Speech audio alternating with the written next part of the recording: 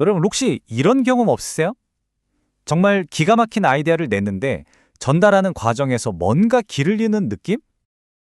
보고만 하면 상사가 그래서 결론이 뭔데? 하고 되묻는 바로 그 순간 말이에요. 오늘 이 시간에는요, 여러분의 그 복잡한 생각을 아주 명쾌한 메시지로 확 바꿔줄 네 가지 강력한 무기를 여러분 손에 쥐어드리겠습니다.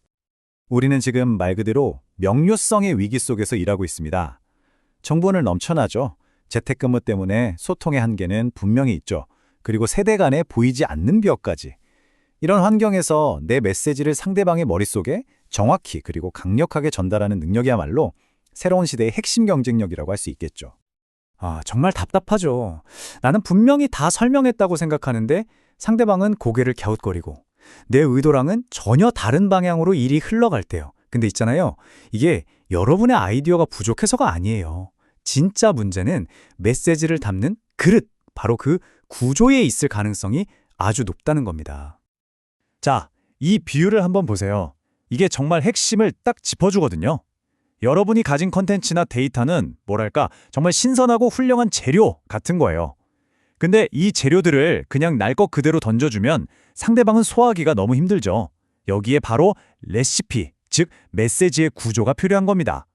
이 레시피가 있어야만 비로소 상대방이 맛있게 그리고 쉽게 소화할 수 있는 근사한 요리가 완성되는 거죠. 자, 그럼 그 첫 번째 레시피부터 한번 알아볼까요? 특히 바쁜 상사나 성과 중심의 리더를 상대할 때 가장 빠르고 강력한 방법, 바로 두갈식입니다. 두갈식이라고 하면 그냥 결론부터 말하는 거 이렇게 단순하게 생각하기 쉬운데요. 절대 그렇지 않습니다. 이건 커뮤니케이션의 판을 바꾸는 거예요. 제가 지금부터 차근차근 설명할 테니 들어보세요가 아니라 결론은 이겁니다. 동의하시죠? 자, 이제부터 그 근거를 하나씩 확인시켜 드릴게요. 라고 대화의 주도권을 딱 잡는 아주 전략적인 행위인 거죠. 실행 방법은요, 놀라울 정도로 간단해요. 딱 3단계만 기억하세요. 첫째, 결론부터 딱 던지는 겁니다. 둘째, 그걸 뒷받침하는 가장 중요한 근거, 한두 개, 많아야 3개를 바로 붙여주는 거죠. 그리고 마지막으로 상대방한테 선택권을 주는 거예요. 좀 더 자세히 설명해 드릴까요? 하고요. 이 3단계만으로도 여러분의 보고는 진짜 훨씬 더 명쾌해질 겁니다. 자, 그런데 두갈식의 진짜 힘은요, 바로 이 헤드라인을 어떻게 설계하느냐에 달려 있습니다. 그냥 요약하는 수준을 넘어서요, 전체 메시지를 관통하는 강력한 키워드를 1개, 2개, 아니면 3개로 딱 압축해서 제시하는 거죠. 듣는 사람이 그 헤드라인을 듣는 순간 메시지의 전체의 지도가 머릿속에 착 그려지게 만드는 그런 기술이라고 할 수 있습니다. 좋습니다. 이제 두 번째 프레임워크로 넘어가 볼까요? 만약에 두갈식이 속도를 위한 거였다면 이번에 볼 미괄식은 설득과 공감대를 얻기 위한 아주 강력한 스토리텔링 도구라고 할 수 있습니다. 미괄식이라고 해서 그냥 결론을 맨 뒤로 보내는 거라고 생각하면 오산이에요. 이건 결론을 숨기는 게 아니라 청중을 마치 탐정처럼 만드는 거예요. 제가 제시하는 단서들을 하나씩 따라오게 하다가 마지막에 아하! 하고 스스로 결론을 발견하게 만드는 거죠. 이건 정말 고도의 심리적인 여정이에요. 결론을 일방적으로 선언하는 게 아니라 함께 증명해 나가는 겁니다. 그리고 이 미괄식이라는 여정을 만드는 데는 5가지의 강력한 엔진이 있습니다.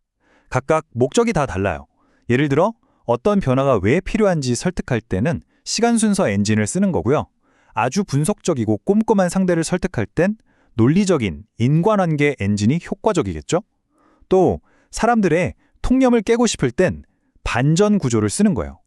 이렇게 상황과 목적에 맞게 엔진을 골라 쓰는 게 바로 미괄식의 핵심입니다. 바로 이 지점이 미괄식의 정말 심오한 통찰을 보여주는데요.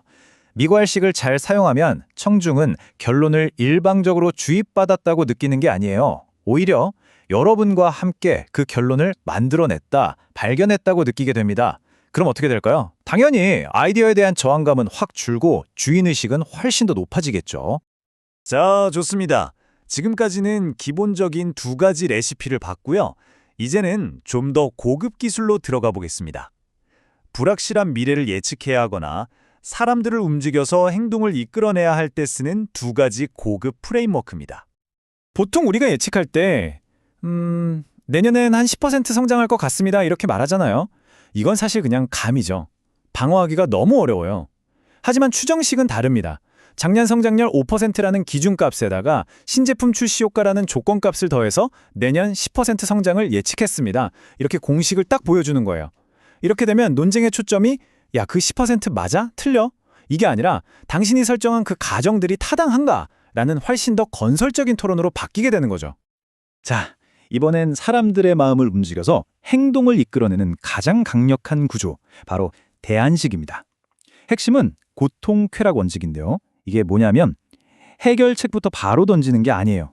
그 전에 이 문제가 얼마나 고통스러운지를 먼저 충분히 아주 생생하게 설명해서 듣는 사람 마음에 정말 힘들겠다 하는 공감의 진공 상태를 만들어버리는 겁니다.